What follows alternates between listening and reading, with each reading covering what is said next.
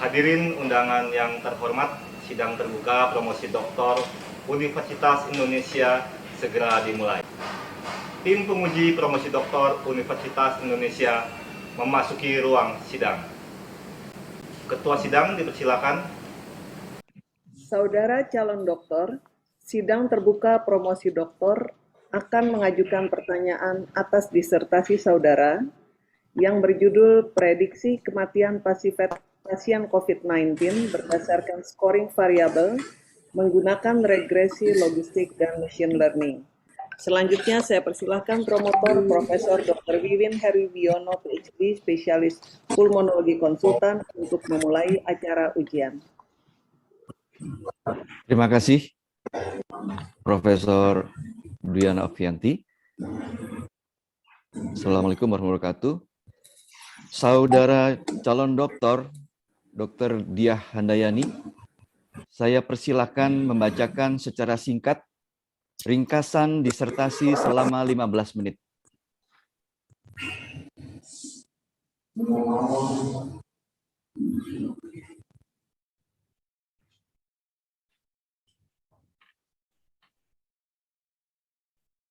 Yang terhormat promotor Profesor Dr. Wiwin Heriwiono, Doktor Filosofi, spesialis paru konsultan. Perkenan saya membacakan ringkasan disertasi saya sebagai berikut. Dengan judul Prediksi Kematian Pasien COVID-19 berdasarkan scoring variabel menggunakan regresi logistik dan machine learning. Kita ketahui bahwa COVID-19 merupakan pandemi terbesar di dunia saat ini. Lebih dari 4 juta kasus di Indonesia saja dan lebih dari 150 juta kasus di seluruh dunia. Ketika terjadi lonjakan seperti yang terjadi di Indonesia pada bulan Juli 2021, kita mengalami kesulitan memberikan perawatan kepada semua pasien sehingga banyak pasien yang tidak mendapatkan perawatan yang semestinya. Sebagai kondisi ini menyebabkan kematian COVID-19 meningkat. Di tahun 2020, COVID-19 menjadi penyebab kematian ke-6 tertinggi di dunia dibandingkan dengan penyakit-penyakit lain, dengan angka kematian mencapai 1.800.000 dalam tahun 2020 dan terus meningkat di tahun 2021 hingga mencapai angka yang sangat tinggi di seluruh dunia. Untuk itu, kita bisa melihat bahwa di Indonesia pun kita mengalami kesulitan yang sama dan Indonesia menjadi negara kedua di Asia Tenggara sebagai negara penyumbang kematian akibat COVID yang cukup tinggi. Hal ini menyebabkan kita harus memberikan perawatan yang sesuai dan memberikan prioritas yang tepat bagaimana menentukan prioritas perawatan, terutama perawatan intensif pada pasien yang membutuhkan. Untuk itu WHO menyarankan kita menerapkan prinsip objektivitas dan prinsip utilitas yang maksimal dalam menentukan pasien yang akan mendapatkan perawatan yang maksimal. Hal ini bisa dilakukan dengan berbagai cara, salah satunya adalah membuat semacam scoring atau menentukan prioritas secara objektif. Di berbagai penelitian dan publikasi disebutkan berbagai upaya untuk membuat sebuah scoring atau pendekatan assessment mengenai prediksi kematian pasien COVID, seperti yang saya tampilkan saat ini, tetapi belum ada satupun scoring yang menjadi rekomendasi utama untuk digunakan di seluruh fasilitas kesehatan karena berbagai alasan dan berbagai hasil scoring tersebut. Salah satu pendekatan yang sekarang banyak digunakan untuk melakukan pembuatan scoring atau model prediksi adalah menggunakan machine learning. Machine learning dalam COVID tidak hanya digunakan untuk membuat scoring prediksi, tetapi juga diharapkan untuk melakukan screening dan diagnosis, membuat prediksi, mitigasi, dan juga menentukan terapi. Dan pada penelitian ini kita menggunakan machine learning untuk prediksi risiko kematian pada pasien COVID dengan harapan kita bisa mencegah kematian itu sendiri. Machine learning sendiri merupakan bagian dari artificial intelligence yang membantu mengolah data sehingga membuat suatu model prediksi. Dalam dua fase, yang pertama menciptakan estimasi hubungan antar variabel dan kedua mengolahnya berdasarkan estimasi tersebut. Berbeda dengan regresi logistik, machine learning membuat sebuah aturan bukan hanya sebuah scoring saja. Ada berbagai metode machine learning. Di sini yang akan dibahas adalah decision tree, random forest, gradient boost, extreme gradient boost, dan support vector machine. Di sini juga akan dibangun sebuah model berdasarkan regresi linear dan machine learning dan akan dibandingkan keduanya. Kita mengetahui bahwa mengapa hal ini perlu dilakukan. Kalau kita melihat perjalanan penyakit COVID-19 hingga hari ini, setiap hari ada kebaruan dari penyakit COVID-19. Tapi kita dapat melihat bahwa berbagai faktor yang terjadi selama perjalanan COVID-19 sejak virus SARS-CoV-2 memasuk ke dalam sel tubuh manusia melalui perantara ACE2 reseptor atau angiotensin converting enzim kedua, yang ini akan menimbulkan gangguan pada faktor imunologi sehingga menyebabkan berbagai perubahan atau berbagai keadaan abnormalitas hasil-hasil pemeriksaan biomarker inflamasi. Kemudian juga kita bisa mengetahui secara langsung ketidakimbangan gangguan ACE2 akan menyebabkan perubahan pada metabolisme glukosa yang bisa menyebabkan hiperglikemia dan ingin sangat berdampak pada pasien dengan komorbid diabetes mellitus. Kemudian juga mengganggu fungsi miokard dan ini mengganggu akan lebih berat pada pasien dengan gangguan kardiovaskular. Begitu juga masuknya virus COVID ke dalam sel bisa mengganggu secara langsung seperti ke ginjal, ke liver, dan ini akan menimbulkan gangguan multi organ. Berbagai faktor ini mengarahkan pada keadaan yang multi organ failure dan ini bisa menyebabkan salah satu penyebab kematian. Pada paru sendiri, kejadian yang terjadi bisa berupa apoptosis maupun cytokine syndrome yang akan menyebabkan acute respiratory distress syndrome yang bisa kita lihat pada gambaran radiografi dan juga bisa kita nilai dengan berbagai parameter respirasi. Untuk itu, menjawab kompleksitas hal ini, maka pada penelitian ini akan dibahas mengenai berbagai fenotip yang muncul pada COVID-19 berupa gangguan dari tanda vital, gangguan elektrolit, gangguan fungsi liver, gangguan fungsi respirasi, gangguan fungsi koagulasi, dan juga fungsi darah serta fungsi ginjal serta gangguan inflamasi lainnya berupa peningkatan leukosit dan peningkatan C-reaktif protein untuk dinilai hubungannya terhadap kematian dan juga hubungannya terhadap menjadi prediktor kematian dan akan dianalisis dengan dua hal yaitu regresi logistik dan machine learning. Ini adalah tahap yang dalam melakukan penelitian kita menyusun data ke dalam sistem registry COVID yang kami buat dengan nama ReCOVID-19. Kemudian dilakukan analisis regresi logistik bersamaan dengan machine learning untuk membangun model. Kita melakukan juga validasi eksternal dan membandingkan hasil keduanya, baik itu hasil model maupun hasil validasi, dengan menilai tidak hanya area under curve untuk menilai akurasi, karena dalam hal ini, kejadian kematian tidak imbang dengan kejadian pasien yang hidup, maka perlu juga kita menilai akurasi, presisi atau positive predictive value, F1 score, dan recall. Karena ketidakimbangan hasil atau outcome ini tidak bisa hanya diukur dengan area under curve, yang pada keadaan tersebut bisa saja terjadi overestimasi, sehingga kita perlu menilai dari berbagai parameter yang lainnya. Lalu dilanjutkan dengan pengembangan aplikasi dan memilih model terbaik untuk dikembangkan.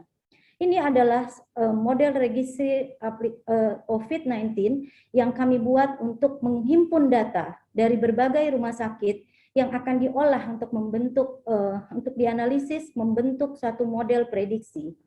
Pada COVID-19, kami menganalisis berbagai data termasuk demografi, kontak, dan juga faktor klinis lainnya. Diharapkan sebenarnya pre-COVID tidak hanya menjadi bagian data untuk penelitian ini, tapi bisa menjadi data untuk penelitian lainnya.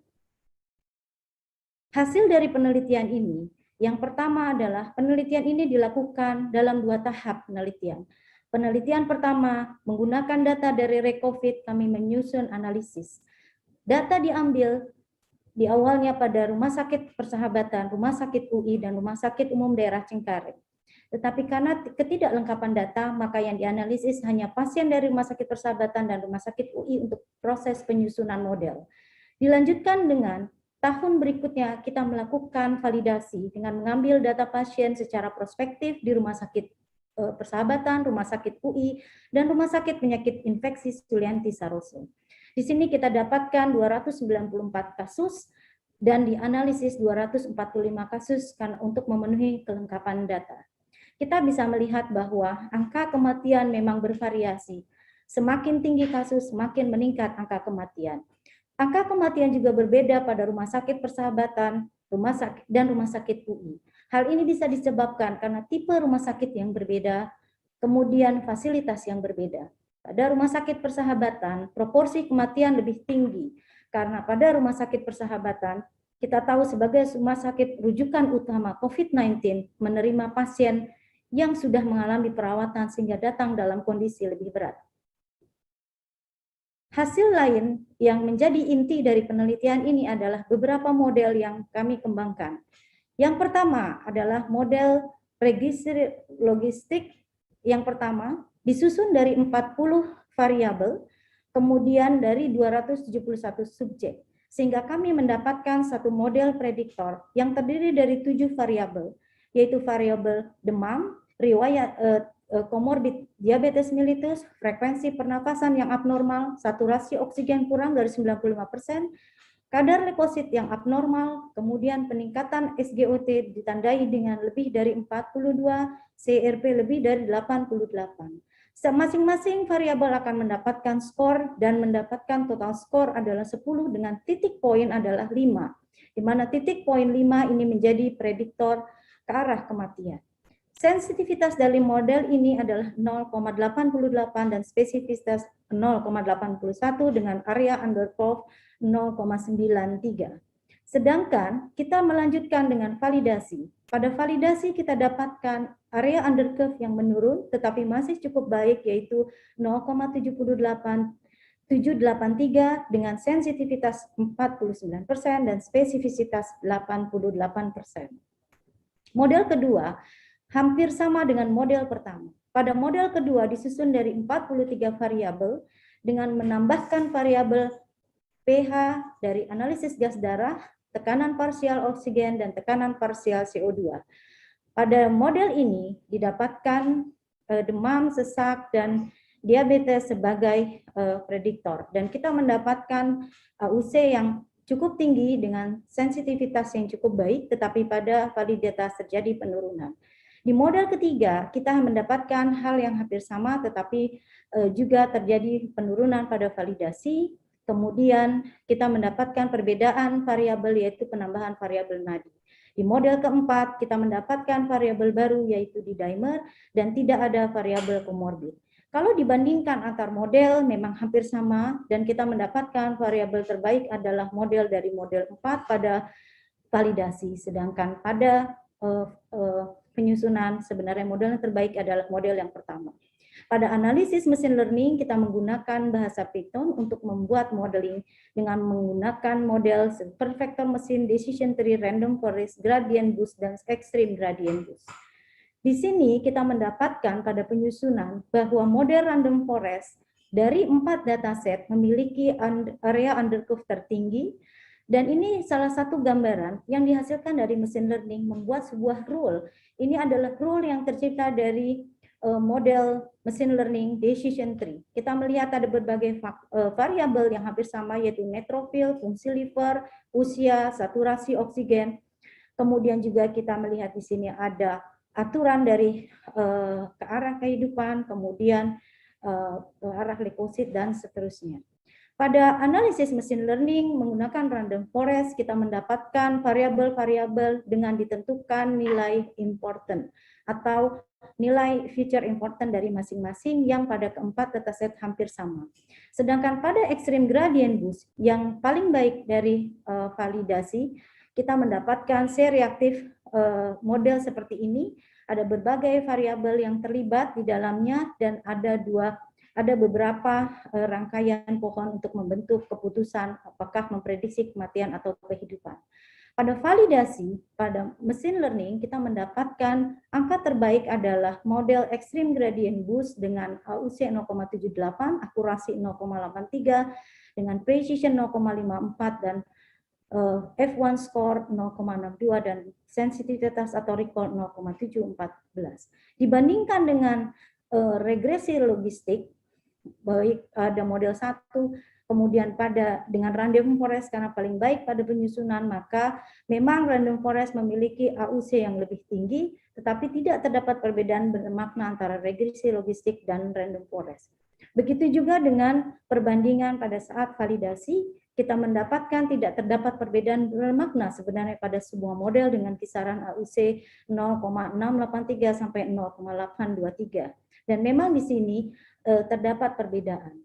Kalau kita membandingkan berdasarkan akurasi, AUC, presisi, dan F1 score serta sensitivitas pada penyusunan, sebenarnya model terbaik adalah pada validasi, sebenarnya model terbaik adalah dari extreme gradient boost dari set data pertama. Dan di sini kita harus memilih model mana yang kita gunakan. Pertimbangan yang dilakukan adalah tidak hanya pertimbangan pada ketepatan statistik, tapi juga bagaimana aplikasi klinis. Di sini kita memilih model pertama dengan variabel demam, diabetes, frekuensi napas, saturasi oksigen, leukosit, SGOT, dan CRP. Mengapa demikian? Pada model ini terdapat faktor komorbid yang sangat penting yang harus kita perhatikan. Kemudian terdapat saturasi oksigen yang menentukan ketepatan pemberian terapi oksigen, ketepatan penentuan ruang perawatan, apakah harus di intensive care unit, dan variabel-variabel lain membantu dalam menetapkan terapi antivirus, terapi kortikosteroid yang terbukti memberikan dampak terhadap kematian pasien. Kemudian yang tidak kalah penting adalah saat ini telah ada terapi yang cukup baik untuk pada COVID-19 yaitu pemberian antibodi monoklonal. Diharapkan pemberiannya pada pasien derajat ringan dan sedang, tetapi memiliki risiko yang lebih. Maka diharapkan model ini membantu untuk menentukan prioritas pemberian terapi-terapi baru tersebut. Untuk itu, model ini kami coba masukkan ke dalam RECOFIT terlebih dahulu, agar semua data di sana bisa dilakukan prediksi. Jadi, pada RECOFIT telah dimasukkan satu variabel baru, yaitu penentuan prediksi kematian dari data-data yang kita masukkan. Setiap data yang masuk akan dinilai dari variabel-variabel yang memang ada di dalam model 1, kemudian akan kita dapatkan secara otomatis kalkulasi mengenai total skor dari model 1, sehingga kita akan mendapatkan kesimpulan apakah pasien memiliki risiko kematian atau pasien tidak memiliki kematian, artinya pasien mengalami kesembuhan. Pengembangan lebih lanjut juga akan dilakukan pada model yang diciptakan dari machine learning, yaitu extreme gradient boost, yang kami lakukan modifikasi dengan menggabungkan 20 variabel dengan nilai feature importance tertinggi dan didapatkan gambaran seperti ini. Memang banyak keterbatasan pada penelitian ini, diantaranya adalah ketidaklengkapan data, tetapi ini menjadi sebenarnya sebuah kelebihan karena penelitian ini dilakukan berdasarkan multi-center study, dilakukan validasi, dan dibuat satu sistem regresi. Sehingga kami simpulkan bahwa prediksi kematian pasien COVID dengan regresi logistik dan machine learning memiliki akurasi yang tinggi, model random forest menunjukkan AUC yang tertinggi, terdapat hubungan faktor usia, gejala demam, sesak, suhu, frekuensi napas, nadi, saturasi, perubahan laboratorium, skor Brixia pada machine learning, dan ini menjadi prediktor kematian. Terdapat hubungan antara komorbid diabetes mellitus dengan kematian pasien dan ini menjadi prediktor kematian, dan validasi semua model sebenarnya memiliki AUC yang baik. Kemudian pada penelitian ini juga didapatkan faktor-faktor yang tidak bermakna seperti hubungan antara penyakit paru kronik dan juga komorbid lainnya. Dan pada penelitian ini, pada validasi, memang semua model mengalami penurunan tetapi memiliki AUC yang cukup baik, sehingga masih dapat digunakan.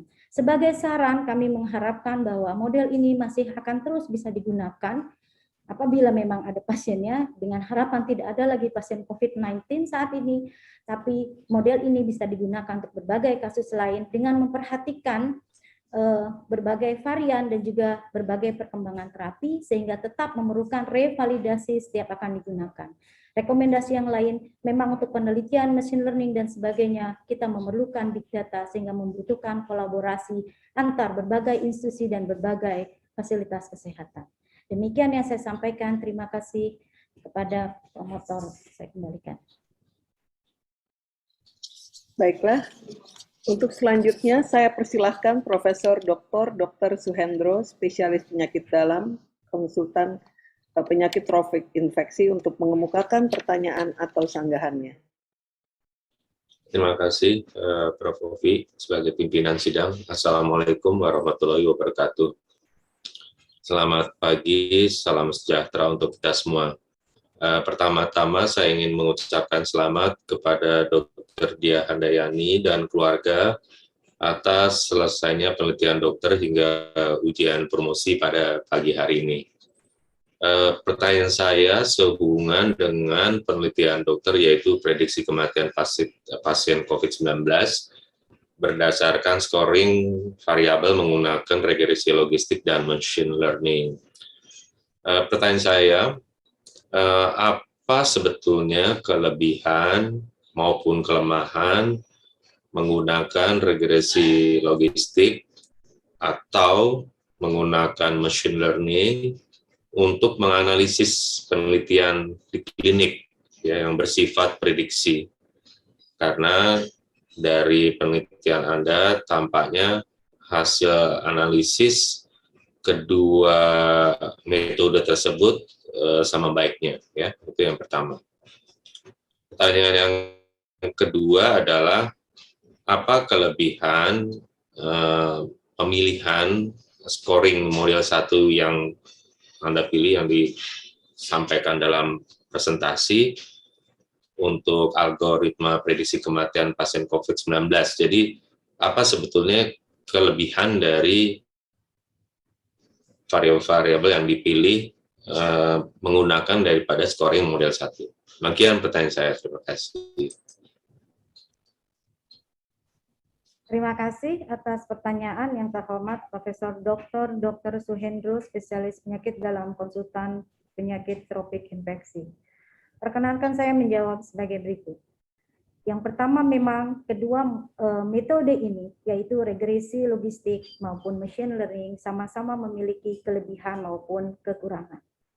Pada model regresi logistik, kelebihan yang pertama adalah mungkin model ini merupakan suatu metode yang di dunia kedokteran lebih banyak digunakan.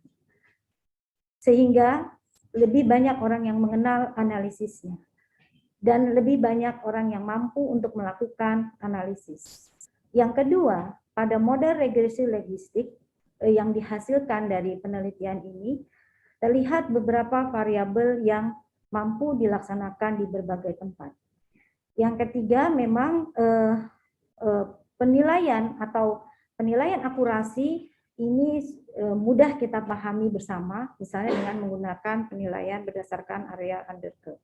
Sedangkan pada kelemahan dari metode regresi logistik yang saya lihat adalah pada kejadian kematian sebenarnya terdapat beberapa interaksi antar variabel yang ini mungkin tidak dapat kita tangkap pada penelitian menggunakan metode regresi logistik. Sehingga yang muncul adalah variabel-variabel yang memiliki hubungan yang kuat saja pada model yang dihasilkan. Kemudian mengenai metode machine learning. Metode machine learning saya akui juga merupakan suatu hal baru bagi saya yang harus saya pelajari lebih banyak. Sehingga metode ini meskipun memberikan hasil yang baik, tetapi belum banyak dikenal dan diamati. Kemudian yang kedua, untuk melakukan analisis memang perlu pemahaman yang lebih dalam dan kita perlu mempelajari berbagai metode atau alat untuk mengukur, untuk membuat satu model ini. Sehingga kita memang perlu bekerja sama dengan para ahli-ahli di bidang machine learning. Tetapi bagi saya keterbatasan ini mungkin mendorong kita untuk melakukan kolaborasi dalam melakukan penelitian. Kemudian pada machine learning sendiri, berbagai faktor memang diolah oleh mesin tanpa kita menentukan satu cut-off, sehingga bisa saja didapatkan hal baru yang belum tentu memang sesuai dengan patogenesis misalnya. Tetapi ternyata pada penelitian ini itu tidak kita dapatkan. Kalau kita melihat dari hasil yang didapat dari machine learning, berbagai variabel yang diprediktor nampaknya lebih mewakili kompleksitas apa yang terjadi pada COVID. Tetapi memang sekaligus ini kadang menjadi satu kelemahan karena kompleksitas itu membutuhkan artinya pengolahan lagi ketika menjadikan ini sebagai suatu alat untuk tools yang mudah digunakan oleh pihak lain. Tapi dengan perkembangan teknologi, saya berharap bahwa ini bisa dibuat, dipermudah. Untuk aplikasinya sendiri, mungkin kalau misalnya model ini dikembangkan dalam sebuah sistem skor, mungkin membutuhkan fasilitas lain seperti internet yang bisa menampung data dan mengolah dengan cepat. Sedangkan kalau pada metode regresi logistik yang dikembangkan karena hanya berdasarkan scoring, bisa dilakukan secara manual. Kemudian pertanyaan berikutnya mengenai pemilihan model pertama. Yang pertama, pada model pertama ini, komponen yang muncul adalah yang pertama variabel komorbid demam, diabetes mellitus. Saya melihat bahwa komorbid diabetes mellitus bisa menyebabkan berbagai dampak yang lainnya, karena diabetes mellitus sendiri memiliki risiko komplikasi terhadap COVID, dan memang ini akan mempengaruhi luaran terhadap COVID. Dengan munculnya variabel ini, maka kita akan menjadi lebih waspada untuk penanganan diabetes mellitus yang lebih baik dan dengan lebih agresif sehingga kita menghindari kematian itu sendiri. Variabel lainnya adalah variabel demam, yang ini juga bisa menjadi penanda kapankah terjadinya demam dan kita bisa memikirkan apakah yang terjadi pada pasien. Kemudian variabel yang sangat menentukan menurut saya yang pertama adalah frekuensi pernapasan dan terutama adalah saturasi oksigen. Variabel ini hanya muncul di model 1 dan saturasi oksigen sangat penting untuk menentukan ketepatan pemberian dan kecepatan pemberian oksigen yang adekuat terhadap pasien. Yang kita ketahui bahwa hal ini merupakan salah satu komponen utama terapi pada COVID-19. Kemudian sekaligus hasil ini juga bisa membantu kita mengarahkan, menempatkan pasien, memberikan prioritas di mana pasien harus dirawat dengan fasilitas intensif atau rawatan biasa. Variabel-variabel lain juga sangat penting yang muncul seperti leukosit yang menandakan komplikasi, C-reaktif protein yang menandakan hiperinflamasi sehingga kita lebih waspada terhadap pemberian terapi tersebut. Kalau melihat komponen-komponen ini juga merupakan pemeriksaan yang rutin dilakukan di rumah sakit saat ini, sehingga lebih mampu untuk dilaksanakan dengan mudah dan kita bisa mendapatkan hasil pada saat hari pertama pasien masuk dan kita bisa segera memberikan terapi yang sesuai. Demikian yang saya sampaikan untuk menjawab pertanyaan Prof. Hendro. Terima kasih. Baik, terima kasih atas jawabannya. Cukup, Prof. Vivi. Baik, terima kasih Prof. Hendro. Saya persilakan penyangga berikutnya, Dr. R. Vera Ibrahim, Master of Science, Spesialis Mikrobiologi Klinik Konsultan PhD, untuk mengemukakan pertanyaan atau sanggahannya.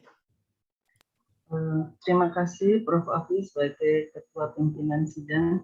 Selamat pagi semuanya. Pertama-tama sama dengan Prof. Hendro, tentunya saya mengucapkan selamat kepada Dr. Dia dan keluarga yang telah sampai menyelesaikan sampai pada tahap ini. Nah, seperti kita ketahui bahwa mengenai topik penyakit COVID ini tentu sangat-sangat sekali penting. Meskipun telah kita ketahui penyakit COVID ataupun kasus yang pada akhir-akhir ini kelihatannya sudah menurun, tetapi masih dalam masa pandemi ya. Dan kita tahu di luar Indonesia semua kasus masih meningkat dan kita tetap harus waspada untuk itu. Dan terkait dengan penyakit COVID ini, tentu perkembangan dari berbagai aspek penyakit ini telah banyak dikerjakan dan dikembangkan. Ya, salah satunya termasuk adalah yang bekerja kerjakan ini adalah scoring. Jadi banyak sekali scoring yang sudah dikembangkan. Tadi Dr. Dia sudah mengemukakan bahwa apa perbedaan dan keunggulan daripada scoring yang Dr. Dia kerjakan.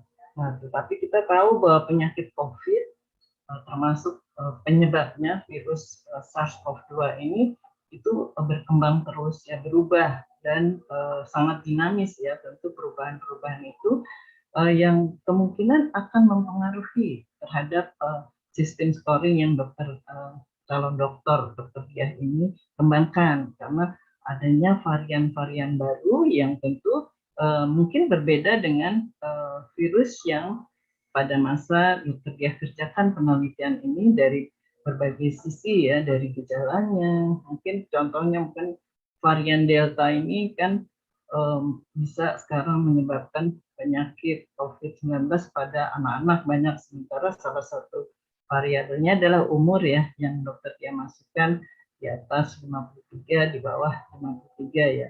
Mungkin ada pergeseran juga mungkin mengenai gejala ya, dan efek-efek lain yang disebabkan oleh varian yang baru ini ya.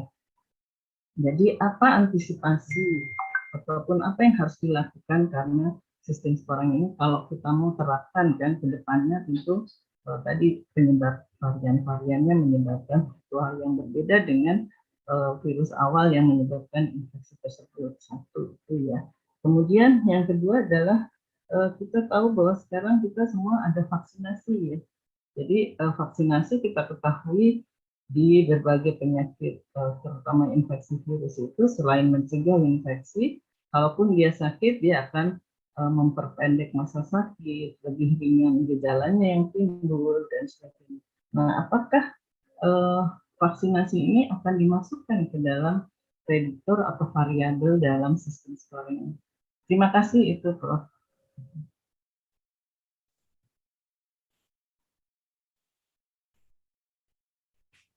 Terima kasih atas pertanyaan yang terhormat Dr. Ervera Ibrahim, Master Science Spesialis Mikrobiologi Klinik Konsultan Dokter Filosofi. Perkenankan saya menjawab sebagai berikut. Yang pertama, kita tahu memang penyakit COVID-19 atau penyakit COVID ini selalu mengalami perubahan.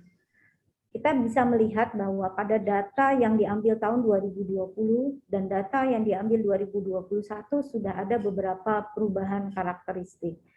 Sehingga memang kalau kita melihat dari komponen yang digunakan dalam berbagai model yang dihasilkan dari penelitian ini, sebenarnya ini adalah satu gambaran klinis perjalanan infeksi virus. Sehingga menurut perkiraan saya, masih mungkin model-model ini bisa digunakan. Tetapi memang berbagai perubahan bisa saja terjadi, terutama dampak dari varian, yang ini akan sangat menentukan virulensi, yang kedua menentukan interaksi antara host atau pasien itu sendiri dengan virusnya, kemudian juga menentukan transmisi, sehingga akan menentukan kecepatan penyakit ini berkembang pada seseorang. Sehingga tentu saja perubahan-perubahan seperti ini perlu dipertimbangkan ulang, dan ketika melakukan, kita ingin menggunakan model yang dikembangkan saat ini, tentu kita harus kembali melakukan validasi ulang.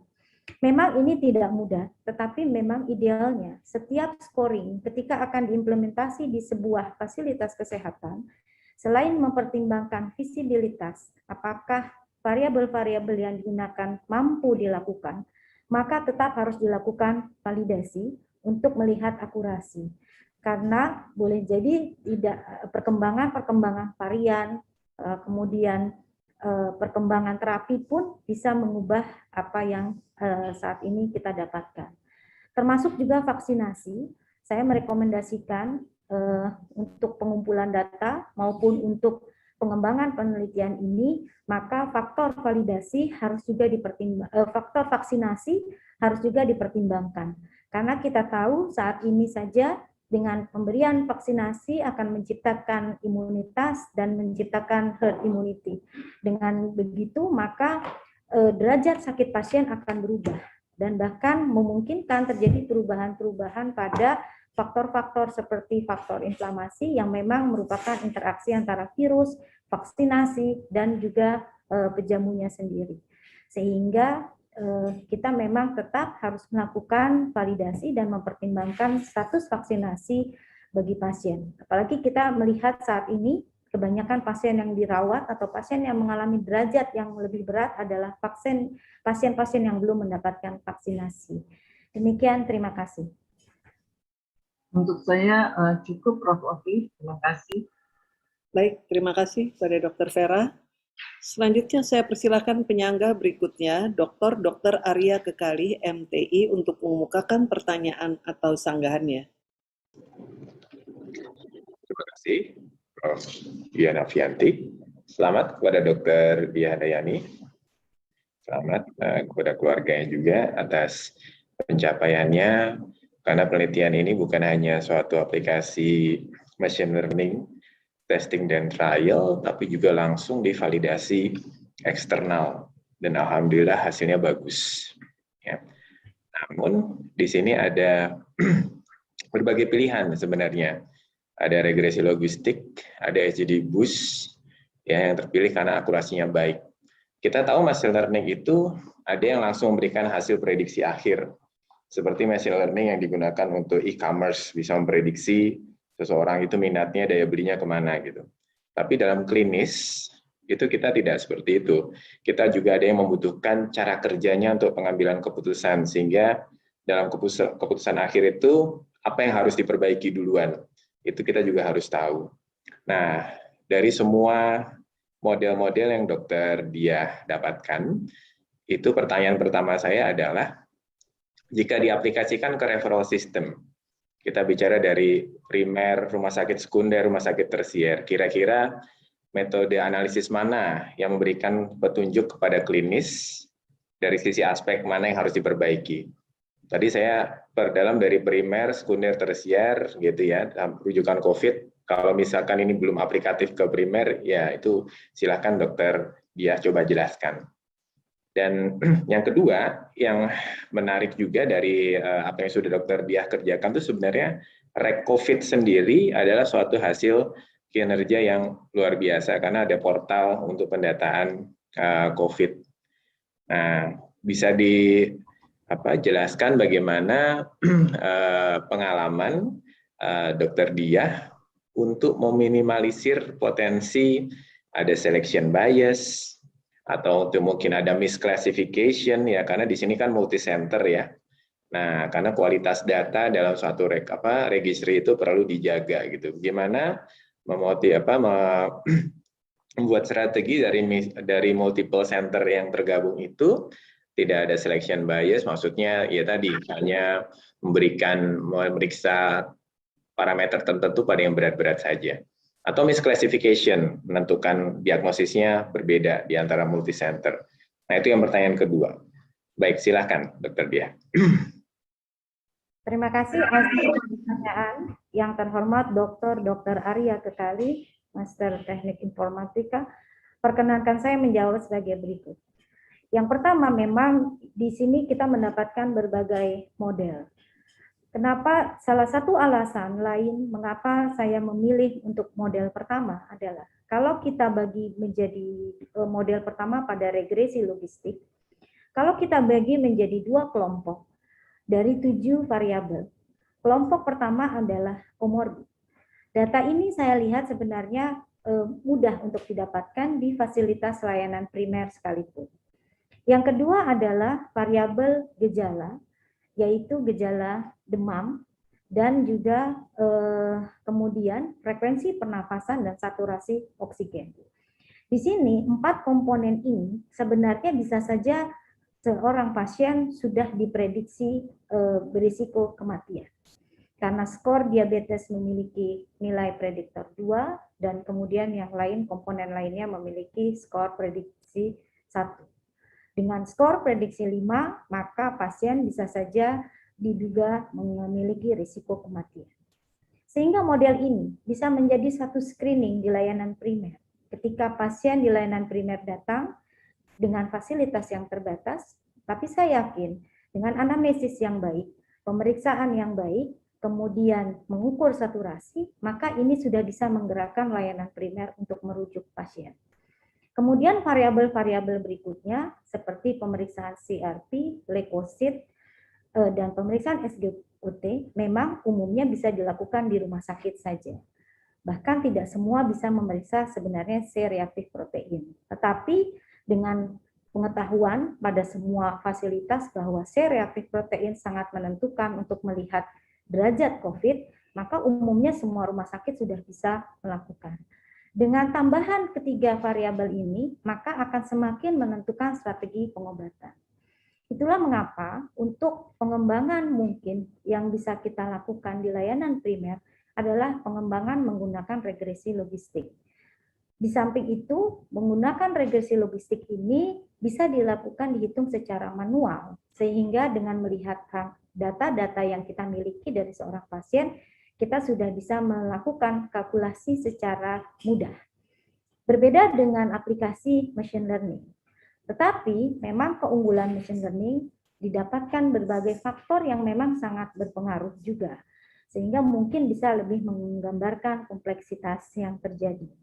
Tapi dengan pengembangan lebih lanjut, saya yakin ini juga bisa dilakukan dengan mudah, hanya memang memerlukan perangkat tambahan. Misalnya pasien harus menggunakan kalkulator sehingga atau kalkulator elektronik yang kita kembangkan, sehingga ini juga bisa nantinya dimudahkan. Tapi ketika alat itu tidak ada, maka tetap akan lebih sulit untuk digunakan. Jadi kalau berpikir mengenai layanan rujukan, tingkat layanan rujukan dari primer, kemudian ke rujukan sekunder dan tersier, maka memang ini bisa dilakukan pada model yang saya pilih. Kemudian mengenai pertanyaan kedua, mengembangkan data regresi. Memang saya rasakan sekali tidak mudah untuk membangun satu sistem data regresi. Terus terang saya dibantu oleh Dr. Irandi yang menciptakan ide untuk membangun satu konsep data regresi dan dibantu oleh ahli IT, Bapak Mufti, untuk mengembangkan model ini. Yang pertama, untuk menciptakan satu model, ini kami melakukan security data. Hanya orang-orang yang telah diberikan akses yang dapat mengakses data, menginput dan mengolah data. Kedua, pada pengumpulan data, kita melakukan perjanjian kerjasama bahwa data tidak akan kita berikan di luar dari sebuah penelitian yang sudah disetujui. Misalnya pada pengumpulan data penelitian ini, saya tetap mengajukan etik dan mengajukan izin ke semua rumah sakit yang terlibat. Kemudian untuk rumah sakit umum daerah juga saya meminta izin kepada rumah sakit umum daerah, kepada Dinas Kesehatan Provinsi Jakarta. Memang hal ini mempersulit, tetapi memang ini juga bagian dari kewajiban kita menjaga kerahasiaan data pasien dan juga menjaga kerjasama, kepatuhan kerjasama dari antar institusi. Memang hal ini juga sekaligus terus terang menjadi satu kendala. Tidak begitu mudah untuk mengurus perizinan, kemudian tidak begitu mudah untuk mendapatkan ethical approval dari masing-masing rumah sakit. Tetapi saya melihat, saya tidak pesimis karena penelitian ini mampu mengumpulkan data dari 4 rumah sakit yang merupakan juga rumah sakit bagian dari Academic Health System Fakultas Kedokteran Universitas Indonesia. Saya yakin sebenarnya ini bisa dikembangkan. Dan sebenarnya Recovid ini juga saya mengajak rumah sakit lain dalam jaringan PDPI, Perhimpunan Dokter Paru Indonesia, sebenarnya sudah banyak yang berminat.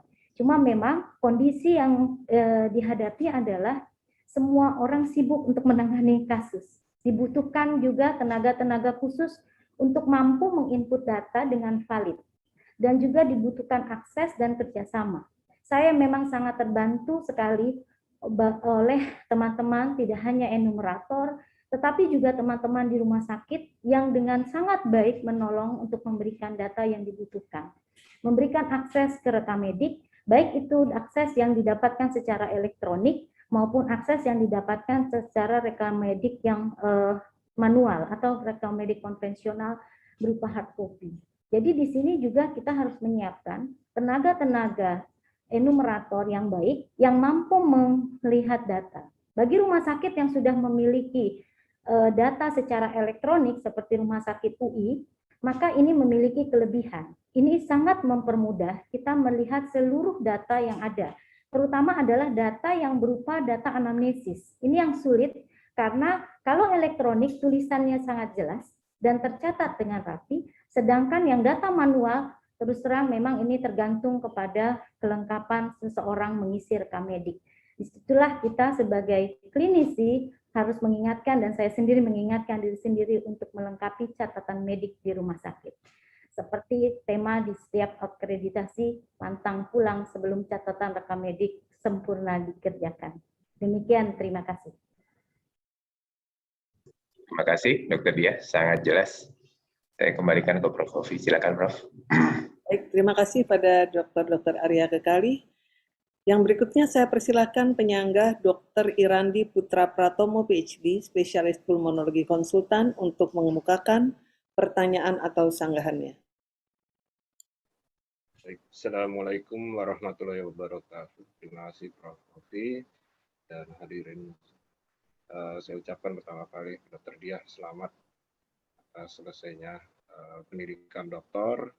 Semoga perjuangan selama ini dan juga support dari kami semua dan keluarga membuahkan hasil dengan berkah. Baik, mungkin sebagian besar dari pesan yang bisa disampaikan dari tema yang relatif baru ini ya, Dr. Diah sudah disampaikan.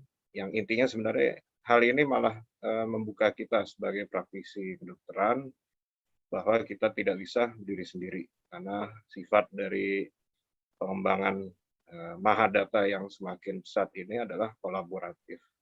Dan kita melihat sudah ada kawan kita dari Universitas IPB di sini, Pak Dr. Wisnu ya, yang sudah mau membuka jalan ini.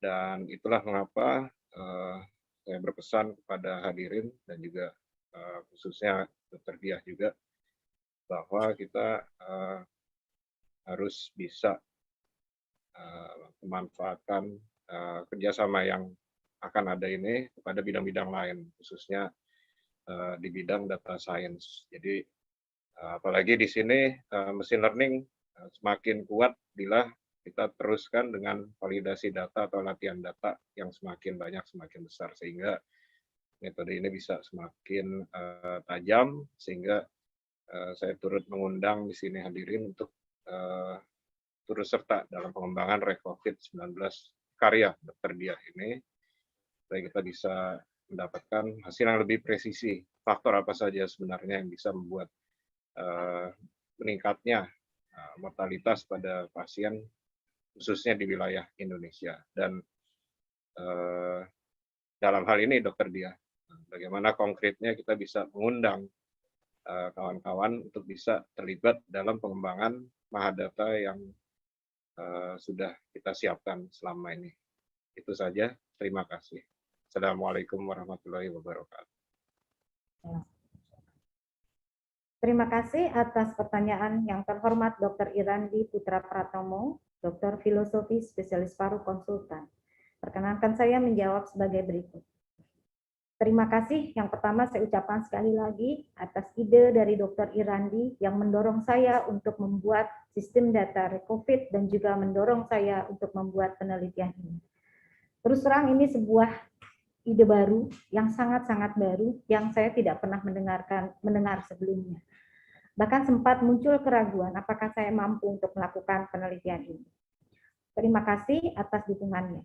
Yang kedua, memang saya akui untuk pengembangan data, untuk mengumpulkan data dari 4 rumah sakit bukan hal yang mudah. Banyak kendala, termasuk ketika pengumpulan data di situasi pandemi, beberapa enumerator harus dilakukan pemeriksaan PCR, karena teman-teman yang membantu juga terinfeksi COVID. Dan ini juga merupakan salah satu kendala. Menurut saya, untuk pengembangan masih sangat mungkin untuk dilakukan dan wajib untuk dilakukan.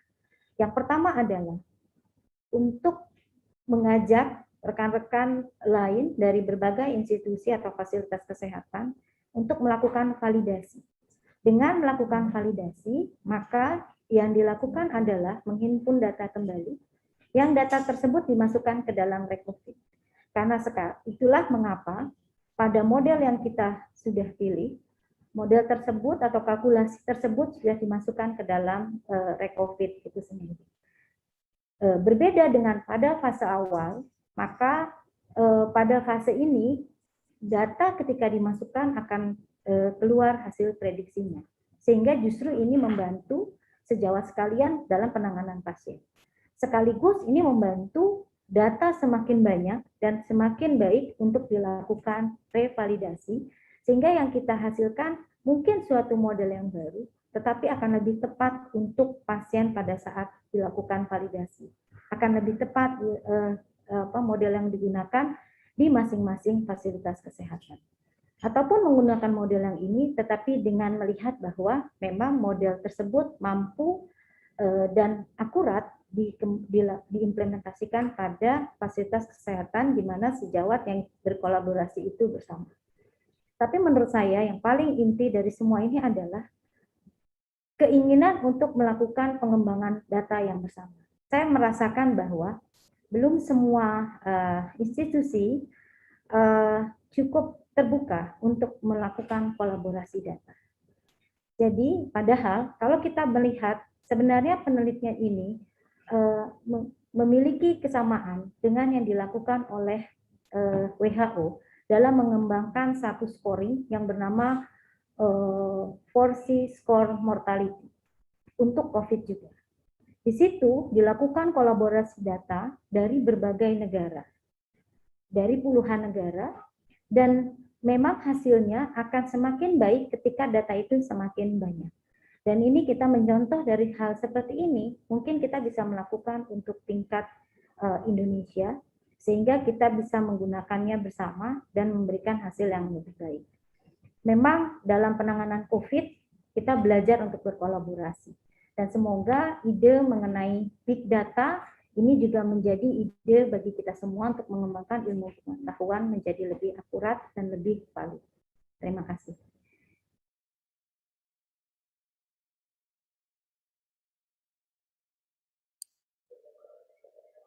Dr. Irandi, apakah sudah cukup? Baik, sudah cukup, Prof. Terima kasih. Baik, dengan demikian kita akan mempersilahkan penyanggah berikutnya, Dr. Eng Wisnu Ananta Kusuma, STMT, untuk memberikan pertanyaan atau sanggahannya. Kami persilahkan. Baik, Assalamualaikum warahmatullahi wabarakatuh. Terima kasih Profesor Diana Fianti dan juga Bapak Ibu sekalian, terutama Profesor Dr. Irandi yang mengajak saya untuk bisa ikut sama-sama belajar ya dalam riset tentang ini. Dan saya ucapkan selamat sebelumnya kepada Dr. Diah yang sudah sampai pada tahap ini dan menghasilkan suatu produk Recovid salah satunya yang menurut saya sangat potensial untuk dikembangkan. Baik, saya juga ada dua pertanyaan. Pertanyaan pertama mungkin lebih teknis ke arah ya, karena meskipun Dr. Diah ini berasal dari program studi ilmu kedokteran, tapi karena menggunakan machine learning, saya pikir paling tidak tahulah bagaimana dalam hal memilih model itu merupakan suatu tahapan yang krusial. Jadi kalau kita tadi sudah dijelaskan sebenarnya oleh Dr. Diah bahwa memilih model ini berdasarkan measurement, ukuran measure, salah satunya adalah beberapa antaranya adalah AUC, kemudian ada precision recall, F-measure dan lain sebagainya. Nah, dalam kasus yang dikerjakan oleh Dr. Diah ini, data training yang digunakan sebenarnya tidak balance. Lebih banyak data yang hidup, kalau nggak salah ya, dibandingkan yang meninggal. Artinya dalam apa yang sudah biasa kami pelajari bahwa untuk data yang tidak seimbang ini, maka AUC ini menjadi kurang bisa memberikan informasi yang baik karena akan menimbulkan bias. Jadi kalau memilih model untuk data yang tidak seimbang dari AUC, maka kesimpulannya bisa bias. Oleh karena itu, tadi Dr. Diah menggunakan metrik lain seperti precision recall dan F-measure. Nah, pertanyaan saya mungkin yang pertama ini adalah kenapa F-measure itu bisa, atau F-measure yang di mana di dalamnya ada komponen precision dan recall itu bisa memberikan informasi yang lebih tidak bias terhadap kondisi data training yang apa namanya, yang tidak seimbang itu dibandingkan AUC. Sehingga makanya kenapa memilih F-measure itu sebagai landasan milih model menjadi sangat penting di sini. Kemudian pertanyaan kedua adalah, saya lihat tadi rate COVID ini kan sudah bisa mengumpulkan data sedemikian besar. Kemudian keinginannya adalah kemudian nanti bakal dikembangkan sehingga apa yang diperoleh dari machine learning ini menjadi bisa diterapkan, diaplikasikan untuk ditambahkan di rate COVID ya, sehingga data yang dikumpulkan itu tidak hanya sekedar dikumpulkan, tapi bisa juga dipakai untuk prediksi atau inference. Nah, sebenarnya dalam dunia ilmu komputer juga keputusan terbesar atau bukan keputusan ya, komponen terpenting dari sebuah sistem, dalam ini sistem informasi ataupun sistem apapun, termasuk di dalamnya adalah sistem pakar, itu justru pakarnya sendiri. Jadi ketika kita ingin membuat model, maka awalnya kita harus berkonsultasi pada pakar, setelahnya pun harus berkonsultasi pada pakar. Nah, dalam kasus ini adalah pakar adalah dokter. Nah, sekarang mungkin pertanyaan saya sebenarnya seperti ini. Dari beberapa machine learning itu dihasilkan sebuah pohon keputusan. Pohon keputusan ini kalau nanti diaplikasikan di aplikasi itu tinggal di-convert ke dalam bentuk if then else gitu ya. Itu tidak terlalu sulit bagi seorang programmer untuk mengimplementasikannya. Cuman masalahnya, apakah aturan rule ini benar-benar tepat? Sebenarnya ketika machine learning menghasilkan model, tidak serta-merta kita harus menggunakan model atau rule itu kemudian diaplikasikan. Pakar itu bisa mengoreksi. Jadi pertama, apakah rule-rule atau atribut yang muncul itu relevan? Kalau relevan, apakah cut off-nya itu juga relevan? Kalau tidak relevan, maka pakar bisa melakukan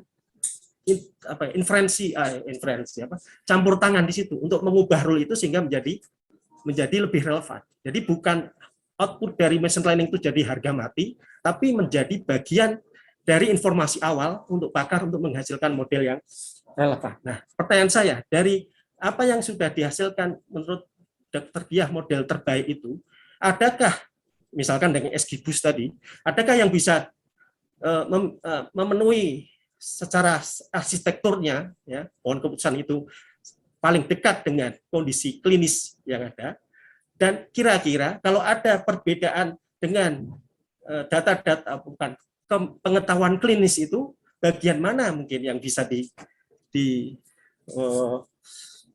diperbaiki oleh pakar? Itu mungkin pertanyaan saya dua itu. Terima kasih.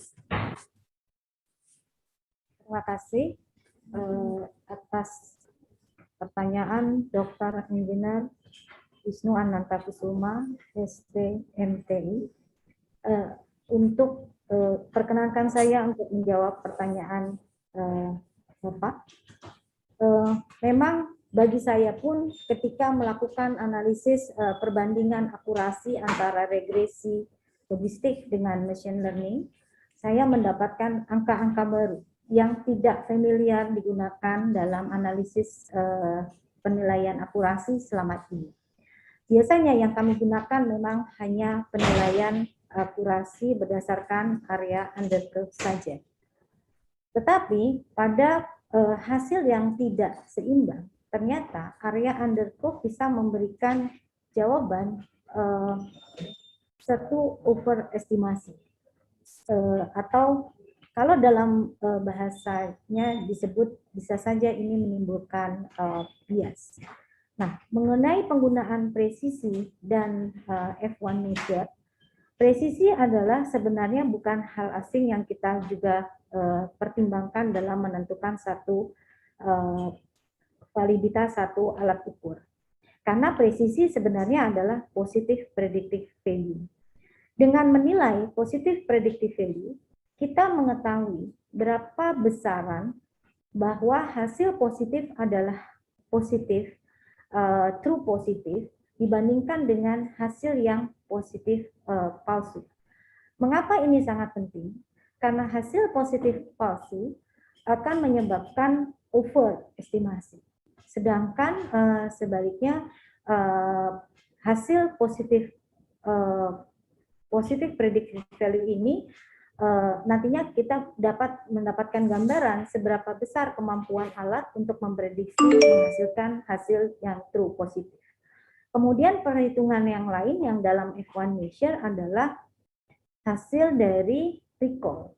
Recall ini juga sebenarnya sesuatu yang sering kita gunakan, karena recall adalah biasanya kami bahasakan di dunia kedokteran adalah sensitivitas. Dengan perbandingan keduanya, maka ada balance untuk menilai kemampuan alat untuk menghasilkan atau akurasi berapa yang true positif dan berapa yang true negatif secara lebih berimbang. Sehingga di situ akan terlihat akurasi yang lebih tepat dari berbagai sisi. Misalnya apabila kita memperhatikan hasil-hasil yang tadi saya tampilkan, ternyata meskipun ada model yang mendapatkan akurasi yang tinggi, ternyata sensitivitasnya tidak terlalu baik, atau sebaliknya nilai presisinya juga tidak terlalu baik. Disinilah kita harus lebih hati-hati agar kita bisa mendapatkan satu alat yang lebih akurat dengan berbagai pengukuran. Memang ini tidak mudah untuk dipahami, apalagi bagi kami lebih banyak memang menggunakan area undercurve saja. Dan mengenai keseimbangan data ini seringkali tidak bukan hal yang perlu menjadikan pertimbangan. Bagi saya juga ini sebuah hal yang baru, tetapi memang umumnya justru kejadian-kejadian di dunia medis seperti ini. Kita memang biasanya luaran yang dihasilkan memang tidak seimbang. Karena tentunya kita tidak mengharapkan luaran yang seimbang.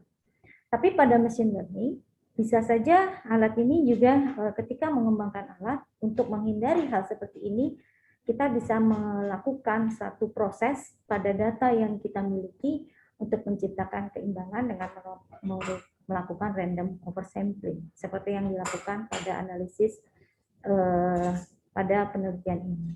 Tetapi setelah kita mendapatkan hasil, tetap kita harus mempertimbangkan tadi mengapa kita perlu untuk menggunakan parameter lain yang bisa menggambarkan berbagai faktor atau menentukan akurasi dari berbagai sisi yang lebih berimbang. Kemudian mengenai implementasi pada re-COVID, saya melihat memang dari berbagai model yang dihasilkan, karena memang ini agak cukup rumit pada awalnya, karena saya mencoba membandingkan satu demi satu. Artinya setiap set data, misalnya terdiri dari 40 variabel, saya olah menggunakan regresi logistik, dan juga dibantu diolah menggunakan machine learning, lalu masing-masing dibandingkan. Untuk itu makanya dalam pemilihan model yang akan dikembangkan, kita perlu tidak hanya memperhatikan hasil kalkulasi statistik, misalnya akurasi dan sebagainya. Karena melihat semuanya baik dan tidak berbeda bermakna, maka faktor lain yang harus kita pertimbangkan adalah faktor klinis atau rasionalisasi itu sendiri. Ketika melakukan pengembangan penyederhanaan analisis dari 20 variabel yang kita tentukan berdasarkan nilai feature importance masing-masing variabel, saya melihat model extreme gradient boost menciptakan satu pohon atau algoritma yang sangat rasional dan sejalan dengan perkembangan klinis COVID.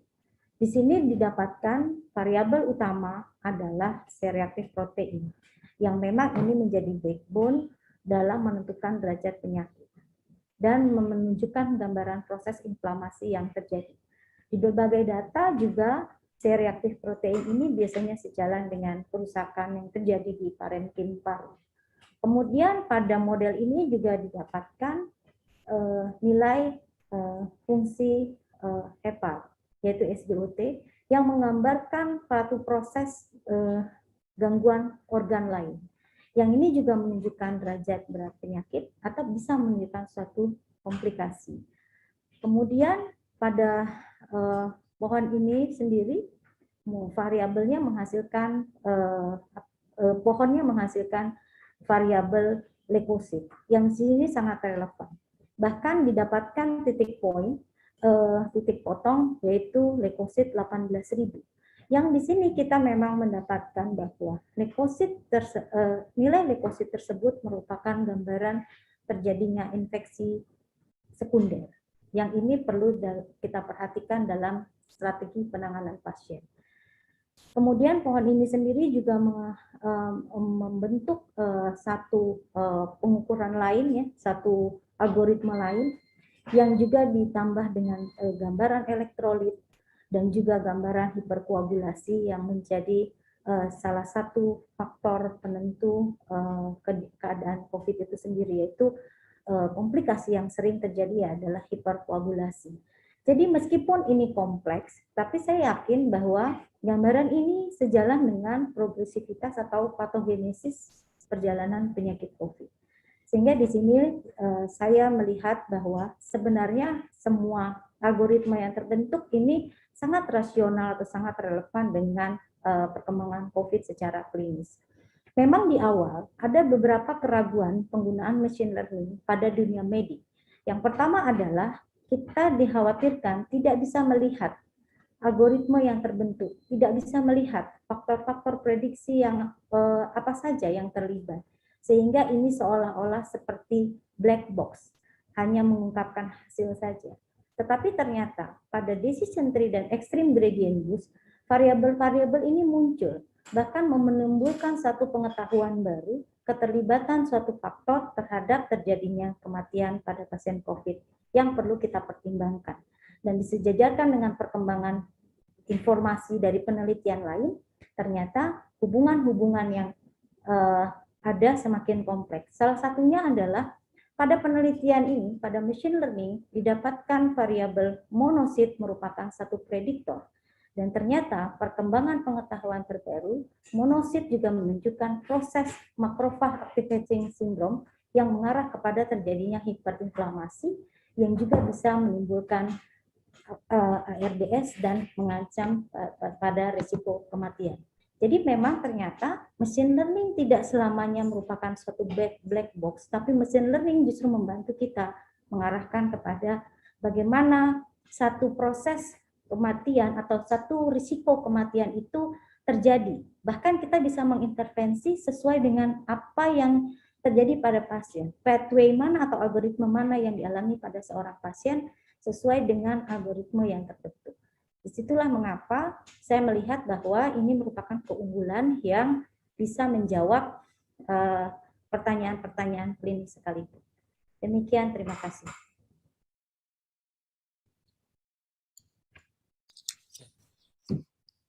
Terima kasih, cukup. Baik. Terima kasih pada Bapak Wisnu. Yang berikutnya saya persilahkan penyanggah Dr. Praseno Hadi, spesialis pulmonologi konsultan, KIC PhD, untuk mengemukakan pertanyaan atau sanggahannya.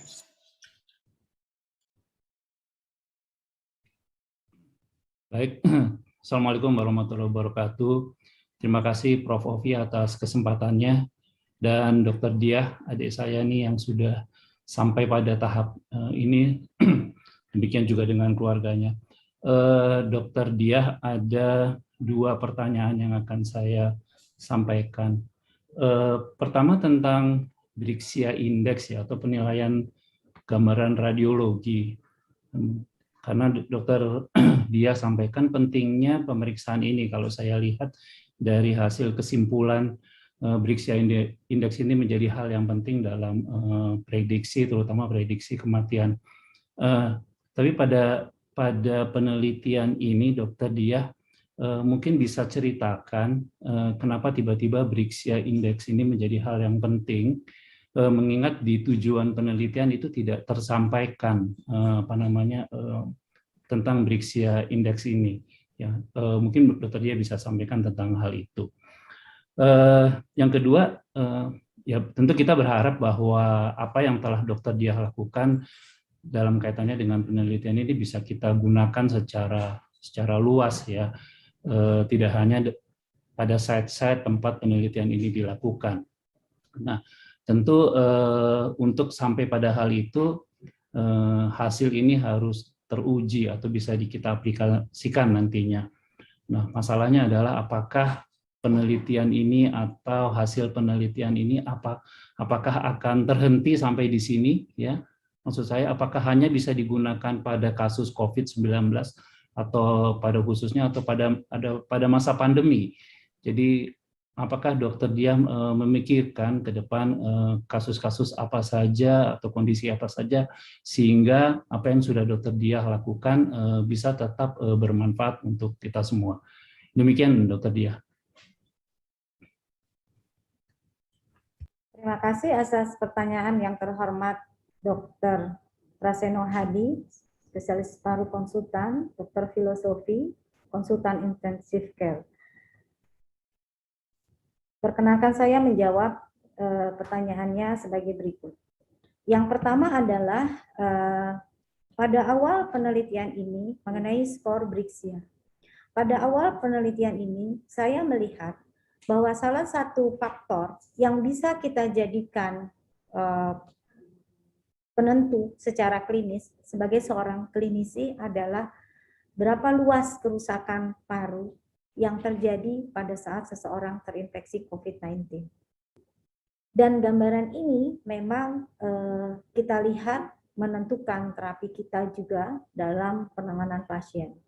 Dengan itu saya merasa kita memerlukan suatu alat untuk menentukan kerusakan parenkim ini secara kuantitatif. Untuk itu saya berkonsultasi dengan Dr. Azizah dan juga dari beberapa literatur. Memang skor Brixia ini khusus dikembangkan untuk menilai derajat COVID atau menilai derajat yang kerusakan yang dialami di parenkim paru pada lesi-lesi yang memang merupakan lesi-lesi COVID. Dengan itu saya berharap bahwa skor Brixia ini bisa menjadi variabel yang lebih kuantitatif. Karena penelitian ini akan dianalisis dengan regresi logistik dan juga machine learning, maka data kuantitatif menjadi sangat baik untuk dianalisis. Itulah mengapa saya menggunakan skor Brixia pada penelitian ini. Meskipun pada regresi logistik skor Brixia tidak menjadi prediktor, tetapi didapatkan hubungan antara skor Brixia yang semakin tinggi dengan kematian. Tetapi kalau kita melihat pada hasil yang dibuat oleh machine learning, terutama kita yang dapat melihat satu algoritma seperti extreme gradient boost dan pada beberapa model decision tree, ternyata skor Brixia dengan cut-off yang memang sangat tinggi, yaitu 15, ini juga menjadi bagian dari algoritma extreme gradient boost dalam memisahkan pasien atau membuat prediksi pasien berisiko kematian atau hidup. Jadi sebenarnya dia masih merupakan satu prediktor. Memang skor Brixia tidak mudah, harus dilakukan oleh ahli radiologi, tapi disinilah saya merasa memang dalam penanganan COVID kita harus melakukan kolaborasi multi sistem dan multidisiplin sehingga kita bisa memberikan terapi yang lebih baik bagi pasien itu sendiri. Jadi memang harusnya ini ditentukan oleh seorang ahli radiologi. Kemudian mengenai pengembangan hasil model ini, kalau menurut saya sebenarnya ide dasar penelitian ini sudah disampaikan oleh guru kita semua, Profesor Hadiarto, ketika saya melakukan penelitian tesis tentang skor apa sih. Di situ Prof mengatakan kita perlu membuat skor sendiri pada infeksi virus, karena infeksi virus ini berbeda dengan infeksi bakterial. Infeksi virus juga berbeda dengan infeksi jamur dan tuberkulosis. Sehingga sangat perlu untuk dilakukan kalkulasi tersendiri untuk memprediksi kematian atau menghubungkan dengan derajat penyakit pasien. Kalau melihat dari patogenesis COVID, sebenarnya ada kesamaan dengan penyakit-penyakit pneumonia virus yang lain atau penyakit severe acute respiratory infection yang lain seperti MERS-CoV dan juga flu burung. Ada beberapa kesamaan. Jadi saya berpikir bahwa skor ini mungkin bisa kita gunakan untuk berbagai penyakit infeksi lainnya, terutama penyakit infeksi virus yang menyebabkan severe acute respiratory infection atau SARI. Tapi tentunya kita tidak berharap pandemi ini terulang lagi dengan berbagai virus yang lain, tetapi apabila terjadi satu pandemi atau suatu infeksi virus yang berat seperti ini, mungkin kita dapat menggunakan skor atau model ini, tetapi tentunya kita tetap harus memperhatikan karena setiap virus mungkin memiliki karakter tersendiri dan memiliki risiko tersendiri. Juga ada interaksi antara host dengan virus, juga ada interaksi antara host dengan vaksin, kemudian juga ada interaksi antara host dan lingkungan. Jadi mungkin kalaupun ini digunakan untuk penyakit yang lain, tetap kita harus melakukan satu validasi dan memperhatikan karakteristik-karakteristik yang berbeda. Demikian, terima kasih. Terima kasih Dr. Diah. Cukup dari saya, Prof. Ovi. Wassalamualaikum warahmatullahi wabarakatuh. Terima kasih pada Dr. Praseno. Yang berikutnya saya persilahkan penyanggah Dr. Aziza Ihsan, spesialis radiologi konsultan, untuk mengemukakan pertanyaan atau sanggahannya.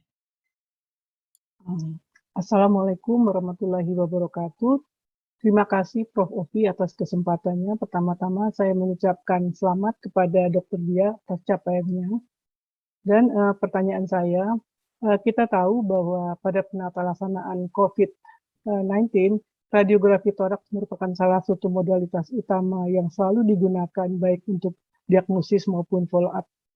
Dan pada penelitian ini, Dr. Diah memasukkan radiografi toraks dengan penggunaan Brixia score sebagai salah satu variabel prediksi kematian COVID. Dan saya lihat tadi di hipotesis dengan di kesimpulan itu sudah inline, tetapi di tujuan tadi sama dengan Dr. Seno, saya berharap ini adalah ketinggalan saja, bukan memang tidak ada. Itu perkiraan saya, tapi saya nggak tahu apa memang begitu. Kemudian dari hasil penelitian ini tampak perbedaan antara regresi logistik dan machine learning terhadap Brixia score ini yang bisa di mana pada machine learning kesimpulannya bisa digunakan sebagai salah satu faktor prediksi kematian. Kira-kira kenapa bisa terjadi perbedaan ini? Dan yang kedua, apakah Brixia score ini selanjutnya akan diusulkan penggunaannya dalam pembacaan ekspertise sehari-hari pada pasien-pasien COVID, atau dia merupakan tambahan dari ekspertise yang sudah biasa kita gunakan, yang secara biasa, secara aturan dari kami radiologi, untuk pembacaan pasien-pasien COVID ini. Terima kasih. Wassalamualaikum warahmatullahi wabarakatuh. Terima kasih Prof. Ovi. Sekian. Terima kasih atas pertanyaan yang terhormat Dr. Aziza Ihsan, spesialis radiologi konsultan. Perkenanan saya menjawab sebagai berikut. Yang pertama memang saya akui ada ketidaklengkapan pada penulisan mengenai skor Brixia. Karena memang pada awal kita belum menentukan bagaimana kita mengukur radiografi ini. Tetapi pada perkembangan ujian-ujian dan bimbingan dari Dr. Aziza, saya harusnya melengkapi bahwa skor Brixia memang satu-satunya alat ukur dalam menilai radiografi toraks pada penelitian ini. Karena memang sebenarnya kalau kita melihat dari berbagai penelitian lain, banyak sekali skala atau skor yang digunakan juga untuk menentukan kelainan pada COVID. Dari berbagai skor ada yang secara sederhana dengan melakukan analisis kategorik ataupun hanya melihat gambaran secara umum. Tetapi skor Brixia ini dikembangkan di Italia, memang dikembangkan untuk COVID, sehingga saya berharap sebenarnya ini menjadi lebih spesifik. Seperti juga menjawab pertanyaan kedua, mengapa dalam logistik regresi tidak muncul skor Brixia, sedangkan pada machine learning skor Brixia bisa muncul sebagai prediktor. Disinilah perbedaan antara regresi logistik kalau saya melihat dibandingkan dengan machine learning. Pada regresi logistik yang muncul adalah variabel-variabel yang memiliki hubungan paling kuat, sehingga variabel-variabel yang memiliki hubungan tidak terlalu kuat dengan nilai P yang lebih dari 0,05 saja, itu tidak akan masuk pada akhir penyusunan validasi. Berbeda dengan machine learning ini melakukan juga analisis interaksi antar variabel. Kalau kita melihat di situ mungkin yang menyebabkan bahwa skor Brixia muncul. Dan di beberapa pohon seperti pada decision tree dan extreme gradient boost, umumnya Brixia muncul sejalan dengan kelainan CRP dan neutrofil. Dan hal ini kalau kita kaitkan dengan patogenesis memang sejalan dengan gambaran progresivitas penyakit. Disitulah mengapa keunggulan Brixia sebenarnya dia bersifat kuantitatif sehingga bisa mengukur kelainan, membedakan kelainan yang ringan, sedang, berat lebih detail dengan memberikan angka-angka yang lebih detail. Kemudian gambaran Brixia sendiri diukur dari semua lapang paru yang dapat kita lihat pada hasil radiografi toraks. Kemudian juga dengan derajat intensitas atau kepadatan lesi itu sendiri. Hanya saja sekaligus menjawab pertanyaan yang ketiga, apakah Brixia bisa diaplikasikan pada semua radiografi toraks? Kelemahan dari Brixia adalah Brixia hanya mengukur atau mengkuantifikasi kelainan-kelainan yang merupakan kelainan khas pada COVID. Sedangkan kelainan lain, misalnya didapatkan gambaran kardiomegali ataupun didapatkan gambaran kelainan-kelainan lain yang bukan merupakan lesi yang khas COVID itu tidak bisa diukur, tidak dinilai dalam penilaian skor Brixia. Sehingga apabila pasien mengalami kelainan atau abnormalitas lain dengan lesi yang minimal, justru kelainan ini tidak bisa ditangkap dari gambaran skor Brixia meskipun kita memiliki hasil radiografi toraks. Untuk itu memang skor Brixia mungkin tidak tepat untuk langsung diaplikasikan pada semua interpretasi radiografi toraks pada semua penyakit. Tapi perlu dipertimbangkan pada COVID dan mungkin pada infeksi virus yang lainnya apabila memiliki karakter yang sama dengan COVID-19. Demikian, terima kasih.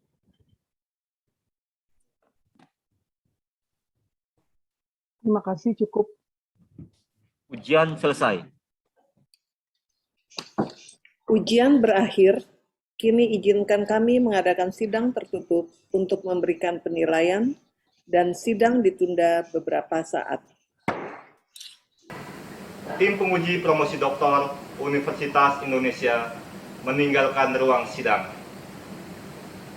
Hadirin undangan yang terhormat, sidang terbuka promosi doktor Universitas Indonesia akan diskors untuk beberapa saat. Dimohon agar dapat menunggu. Terima kasih.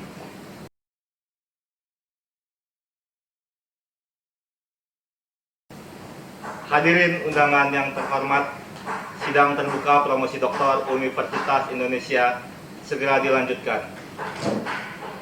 Tim penguji promosi doktor Universitas Indonesia memasuki ruang sidang. Ketua sidang dipersilakan. Sidang terbuka promosi doktor Universitas Indonesia dibuka kembali. Calon doktor, Saudara Dr. Raden Roro Diah Handayani, spesialis pulmonologi konsultan, kami telah mempelajari disertasi serta memperhatikan pembelaan saudara atas pertanyaan dan sanggahan dari para penguji. Promotor yang diketuai oleh Profesor Dr. Wiwin Heruwiono, PhD, spesialis pulmonologi konsultan, telah menyampaikan keterangan mengenai pengembangan studi dan Ketua Program Studi telah melaporkan hasil ujian kualifikasi, usulan penelitian, seminar, dan ujian prapromosi. Berdasarkan semua itu, tim penguji memutuskan untuk mengangkat Dr. Raden Roro Diah Handayani, spesialis pulmonologi konsultan, menjadi doktor dalam program studi ilmu kedokteran dengan nilai A dan IP kumulatif 3.86.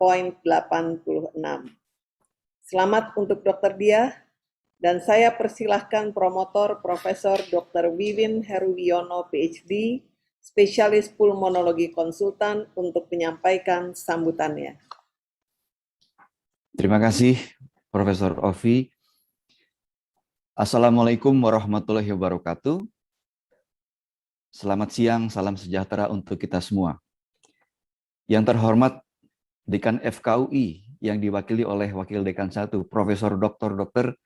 Dwiana Okvianti, spesialis obstetrik ginekologi konsultan MPH, Ketua Program Studi S3 FKUI, Profesor Dr. Suhendro, spesialis ke dalam KPTI, Direktur Utama Rumah Sakit Pendidikan, Rumah Sakit Cipto Mangunkusumo, Dr. Dina Liastuti, SPJP Mars, RSUI, Dr. Astuti Giantani, SPPK MPH, RSUP Persahabatan, Dr. Agus Dwi Susanto, spesialis paru konsultan, RSPI Sulianti Saroso, Dr. Muhammad Syahril, SPP MPH, serta para guru besar dan tamu lainnya yang saya hormati, yang tidak bisa saya sebutkan satu persatu. Tapi tadi saya lihat ada Profesor Nila Muluk, ada Profesor Mendali Rasmin sebagai Ketua SAF FKUI, Profesor Aryono Hendarto, Profesor Anwar Yusuf.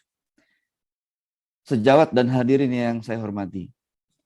Pertama-tama marilah kita panjatkan puji syukur kehadirat Allah Subhanahu wa taala atas karunia dan rahmat-Nya, sehingga kita dapat berkumpul untuk acara promosi gelar doktor bidang ilmu kedokteran, Dr.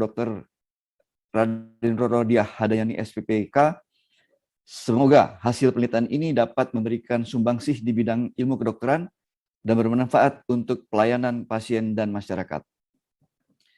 Saya mengucapkan selamat kepada Dr.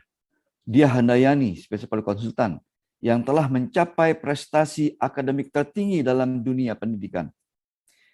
Saya selaku promotor mengakui sangat salut dan bangga pada Dr. Dyah Handayani. Di tengah badai pandemi COVID-19 yang sangat mencekam, dengan keberanian dan ketulusan, beliau mengorbankan sebagian besar waktu, tenaga, materi, dan jerih payah mengerjakan penelitian dengan pasien COVID-19 sebagai subjeknya.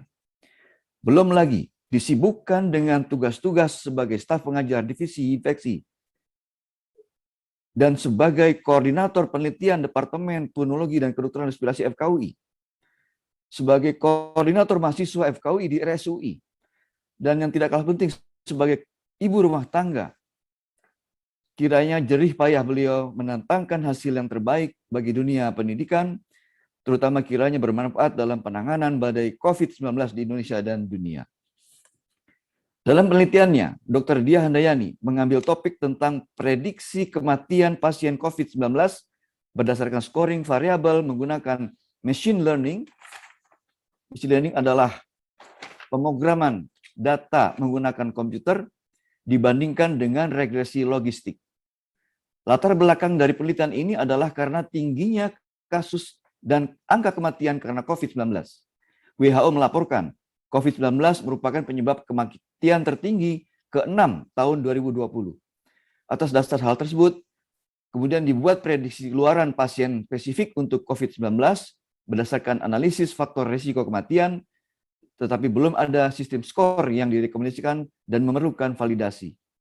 Penelitian Dr. Raden Dyah Handayani, spesialis konsultan ini menyusun prediksi kematian berdasarkan analisis machine learning. Adapun manfaat dari penelitian ini adalah dapat digunakan untuk menentukan prognosis pasien di awal. Sehingga bila diketahui prognosis di awal, maka dapat menentukan penatasaan yang lebih sesuai. Belum lupa ingatan kita, bagaimana pasien-pasien COVID bergeletakan di IGD, sementara ICU tempatnya terbatas. Mana yang perlu didahulukan? Mana yang perlu dibelakangkan? Ini membutuhkan kebijakan yang tepat. Ya. Untuk itu, apabila ini bisa digunakan, maka penelitian ini dapat memberikan sumbangsih terhadap kemajuan pengetahuan ilmu kedokteran, bermanfaat untuk pelayanan dan penanganan pada pasien COVID-19 yang lebih baik ke depannya. Semoga pencapaian ini menjadi langkah awal untuk saudari berkarya dengan nyata dan untuk melangkah lebih tinggi lagi ke depannya. Pada kesempatan ini, izinkanlah saya menyampaikan selamat dan terima kasih kepada yang pertama, kedua orang tua Dr. Diah Handayani, yaitu Bapak R. Sudiro dan Ibu Wagirah, serta suami tercinta, Bapak Muhammad Zulfitri ST, dan kedua buah hati, Muhammad Abdurrahman Hafiz dan Muhammad Zulhadi Hilmi. Hari ini, alhamdulillah, berkat doa restunya, putri Bapak dan Ibu, istri tercinta, dan Umi tersayang berhasil meraih gelar doktor di Fakultas Kedokteran terhebat di negeri ini.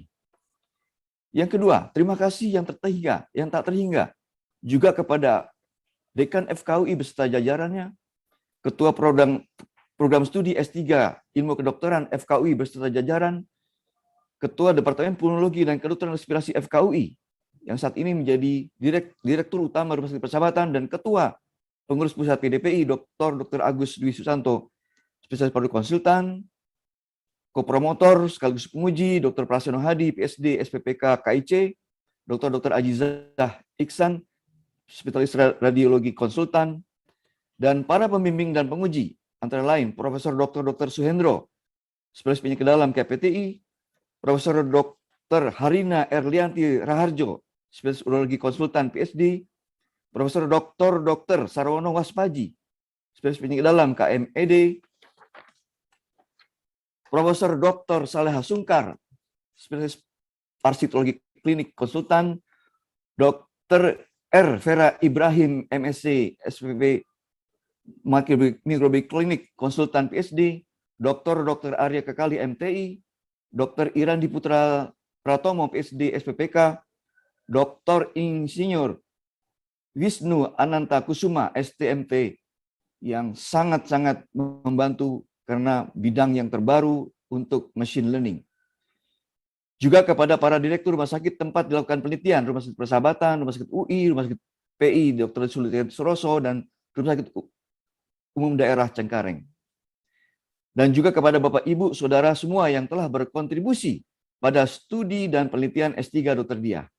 Atas kesempatan, bimbingan, masukan, dan bantuan baik moral maupun material, sehingga cita-cita Dr. Diah Handayani untuk meraih gelar akademik tertinggi pada hari ini terwujud. Semoga Allah Subhanahu wa Ta'ala membalas budi baik Ibu dengan balasan Bapak Ibu dengan balasan yang baik, yang lebih baik lagi. Amin ya rabbal alamin. Tak lupa kami mohon maaf yang sebesar-besarnya apabila ada kata-kata yang kurang berkenan. Mohon izin Prof. Ovi, saya akan membacakan pantun. Abang Jampang beristri 3. Mau nambah lagi tetangga enggak peduli. Bukan gampang studi S3, apalagi di masa pandemi. Buah delima dari Jepara, jangan dimakan seorang diri. Sudah 2 jam kita bicara, ujian promosi Dr. Diah sampai di sini. Terima kasih. Wassalamualaikum warahmatullahi wabarakatuh. Terima kasih Prof. Wiwin. Terima kasih. Sekaligus saya harus mengucapkan selamat datang nih sebetulnya kepada banyak sekali tamu yang hadir, terutama yang kami hormati Direktur Utama Rumah Sakit Persahabatan, Dr. Agus Dwi Susanto, Spesialis Pulmonologi Konsultan, Direktur Utama Rumah Sakit UI atau yang mewakili, Direktur Utama RSPI dan atau yang mewakili. Tadi saya nampak Direktur Rumah Sakit PI Bintaro, Dr. Musaidam MARS, tadi saya lihat sudah ada, dan Direktur Utama RSPISS, Dr. Muhammad Syahril, SPP MPIS, dan Direktur Utama RSUD Cengkareng, Dr. Gigi Bambang Suheri, MAP. Pada para tamu lain, yaitu para pembimbing, terutama Profesor Dr. Sarwono Waspaji, SPP DKEMD, Profesor Dr. Harina Raharjo, SP Urologi Konsultan PhD, dan Profesor Saleha Sungkar, dan tamu kita Profesor Dr. Nila Juwita F. Muluk, Spesialis Mata Konsultan, Profesor Dr. Anwar Yusuf, Spesialis Pulmonologi Konsultan, Profesor Dr. Nirwan Arif, Spesialis Pulmonologi Konsultan, Profesor Menaldi Rasmin, Ketua Senat Akademik Fakultas Kedokteran UI, Profesor Aryono Hendarto. Kami ucapkan terima kasih sudah memberikan dukungan dengan hadir dan membuat acara ini menjadi sangat-sangat terhormat. Terima kasih terutama Prof. Nila. Kami doakan sehat selalu ya Prof. Ini Prof. Nila sudah muncul. Dan selaku mewakili dari Dekanat FKUI, kami mengucapkan selamat atas promosi S3 dari Dr. Raden Roro Diah Handayani, spesialis pulmonologi konsultan. Dr. Diah mengambil pendidikan dokter di FKUI dan lulus tahun 2000. Dr. Diah melanjutkan pendidikannya di prodi spesialis ilmu pulmonologi dan kedokteran respirasi dan lulus tahun 2007.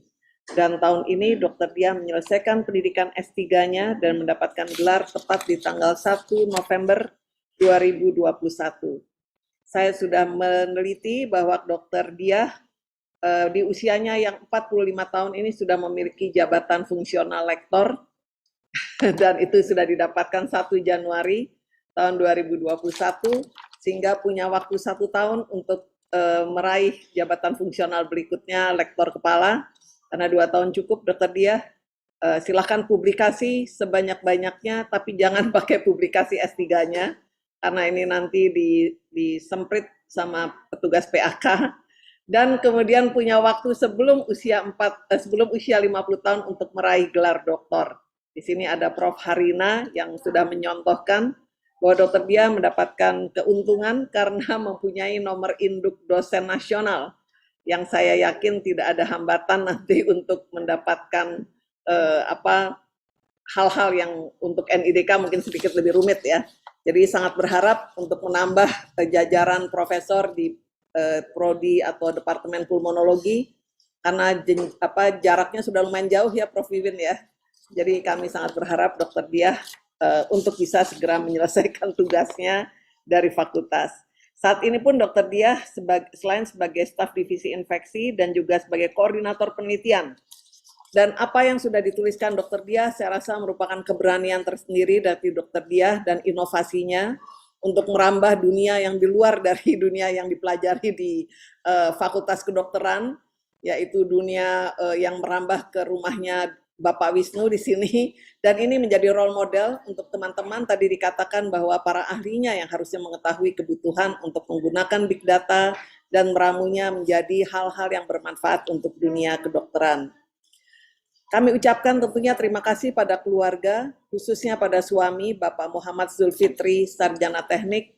Saya bisa membayangkan sebagai mereka yang berada di luar dunia kedokteran, bagaimana luasnya hati Bapak Muhammad Zulfitri untuk membiarkan Dr. Diah, merelakan sebetulnya Dr. Diah untuk tetap menjalani hari-harinya yang cukup berat di Rumah Sakit Persahabatan dengan pasien-pasien COVID dalam 2 tahun terakhir, dan tetap memberikan waktu untuk Dr. Diah untuk menyelesaikan S3 yang saya yakin tidak lepas dari komputer di rumah, dan walaupun ada di rumah keberadaannya mungkin sebagian tersita dengan waktunya untuk menghadapi komputer menyelesaikan tugas-tugasnya.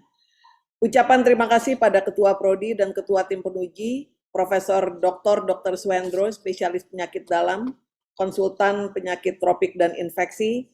Tahun ini luar biasa Prof. Hendro berhasil meluluskan 20 doktor, Dr. Diah yang ke-20 dari program studi kedokteran, dan ini adalah doktor ke-30 dari seluruh program studi S3.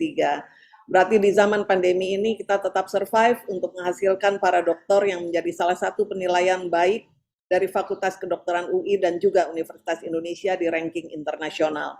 Tahun lalu hanya 15, sekarang baru 1 November 2021, Prof. Hendro sudah meloloskan 20 dokter dari program studi ilmu kedokteran. Pada tim penguji, Dr. Eng Wisnu Ananta Kusuma, sarjana teknik MT, terima kasih atas kesabarannya. Saya yakin tidak mudah berkomunikasi dengan dokter untuk mengetahui apa keinginannya.